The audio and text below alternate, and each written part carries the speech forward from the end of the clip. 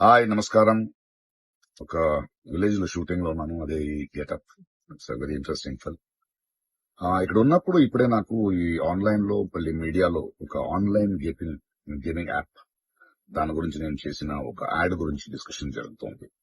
అందరినీ ప్రశ్నించి నేను సమాధానం చెప్పాలి కదా, ఎందుకంటే చాలా మంది క్వశ్చన్ చేస్తున్నారు మీరు ఎలా చేస్తారని.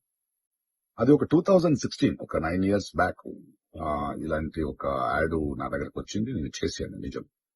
ఆ తర్వాత కొన్ని నెలల్లోనే అది తప్పని నాకు అర్థమైంది. వాళ్ళు మళ్ళీ 2017 లో దాన్ని ఎక్స్టెండ్ చేస్తానంటే, లేదండి ఇది తప్పు, తెలియక చేసేసాను. బట్ చేసేసాను కాబట్టి అగ్రిమెంట్, మీరు దాన్ని రిలీజ్ చేసి తీరాలి. బట్ 2017 నుంచి మీరు వాడకూడదు, నేను రాను అని చెప్పేసి. దాని తర్వాత అలాంటి ఏ గేమింగ్ యాప్స్ నేను చేయలేదు.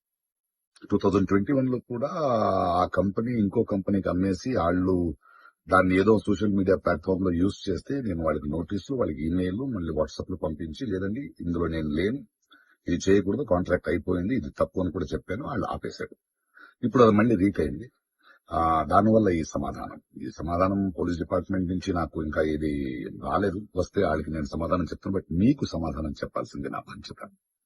So 2017, 9 years back for 1 year contract నేను చేసింది నిజం. అది తెలిసిన తర్వాత దాన్ని ఆపింది నిజం. ఆ తర్వాత నేను చేయలేదు అనేది కూడా నిజం. ఈ మాట మీకు చెప్తున్నాను. ఇంకో విషయం, దయచేసి యంగ్స్టర్స్, ఇలాంటి గేమింగ్ యాప్ అది ఒక వ్యసనం. ప్లీజ్ మీ జీవితాన్ని కోల్పోండి. Thank you.